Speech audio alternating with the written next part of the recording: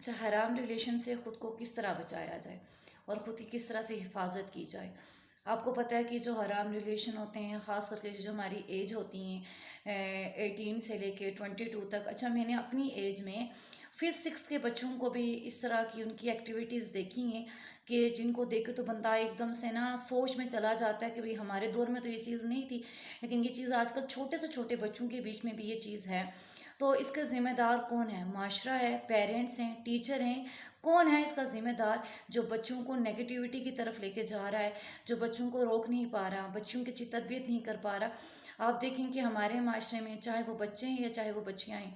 آپ اگر ان کو معاشرے کے حوالے کر دیں گے تو معاشرے میں بیٹھا ہوا ہر ایک انسان سانپ ہے اور وہ آپ کو سانپ کی طرح ڈسنا چاہتا ہے۔ اگر آپ کی بچیاں ہیں کہیں پہ بھی، اگر وہ جاب کے لیے جاتی ہیں یا ایون کہیں پہ بھی کسی بھی طرح کوئی ایونٹ پہ چلی جاتی ہیں، شاپنگ پہ چلی جاتی ہیں، گیدرنگ پہ چلی جاتی ہیں، تو وہاں پر بیٹھا ہوا ہر ایک انسان ایک سانپ کی مانند ہے۔ مطلب اس سے مراد اس طرح کی ہے کہ بس جب تک اس کا اپنا مطلب ہے، وہ آپ کی خوبصورتی کے باعث آپ کے پیچھے آ رہا ہے، آپ کی دولت کے باعث آپ کے پیچھے آ رہا ہے، یا آپ کے ایجوکیشن کے باعث آپ کے پیچھے آ رہا ہے، وہ جس چیز سے بھی متعلق اگر وہ انسان اگر آپ کے ساتھ اٹیچ ہے تو وہ انسان تب تک ہی اٹیچ ہے کہ جب تک اس کی آپ میں انٹرسٹ ہے، جب جیسے اس کی انٹرسٹ ختم ہوگی تو وہ آپ سے پیچھے ہٹ جائے گا۔ اور ہمارے معاشرے میں خاص کر کے 9th 10th کی بچیاں، 1st year 2nd year, even کہ کالجز کی بچیاں بھی، کیونکہ لڑکیاں جو ہوتی ہیں وہ ہمیشہ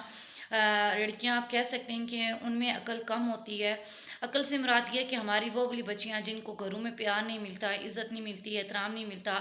گھر والے ان کو اچھی طریقے سے گائیڈ نہیں کر سکتے، ان کی گرومنگ نہیں کر سکتے اور ان کو ہر وقت ٹارچر کرنا، وہی بچیاں ہماری معاشرے میں جا کر ایک کسی دوسرے مرد سے محبت ڈھونڈنا شروع ہو جاتی ہیں کہ وہ مرد ہمیں محبت دے۔ حالانکہ جو مرد آپ کو محبت دے رہا ہے وہ محبت سے بھرا ہوا نہیں ہے، اس مرد کے اندر صرف ایک ہوس ہے، وہ اپنی ہوس پوری کرنا چاہتا ہے۔ لیکن ہماری بچیوں کو یہ بات سمجھ نہیں آتی، کیونکہ ایج جو ہوتی ہے نا، وہ ایج کا سب سے بڑا جو میجر جو آپ کہہ سکتے ہیں نا کہ اس میں جو ایشو ہے وہ ایج کا ہوتا ہے، آپ کی ایج ہی ایسی ہوتی ہے۔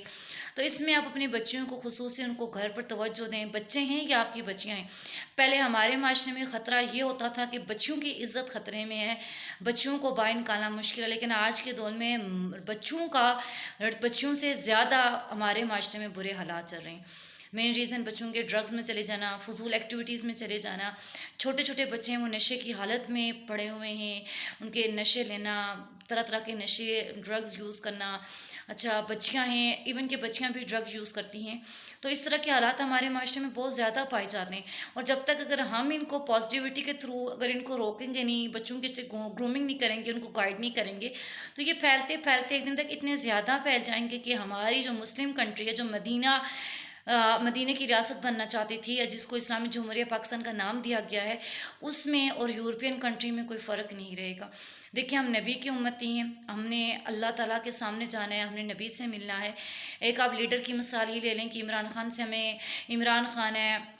مولانا فضل الرحمان صاحب ہیں، یا آپ دیکھ لیں اسی طرح نواز شریف ہو گئے، شہباز شریف ہو گئے۔ اب جس کی پارٹی کا جو لیڈر ہے اس کو ان سے محبت ہے، اسی طرح ہم لوگ نبی کی امتی ہیں، ہمیں اپنے نبی سے محبت ہے، تو کل ہم اپنے نبی کو کیا منہ دکھائیں گے؟ اگر آپ کے پاس اس طرح کا علم ہے تو آپ کو یہ چاہیے کہ آپ باہر معاشرے میں نکل کے بچوں کی اچھی طرح سے گرومنگ کریں، اور ان بچوں کو اس فضول ایکٹیویٹی سے اور اس حرام کاموں سے ان کو بچایا جائے۔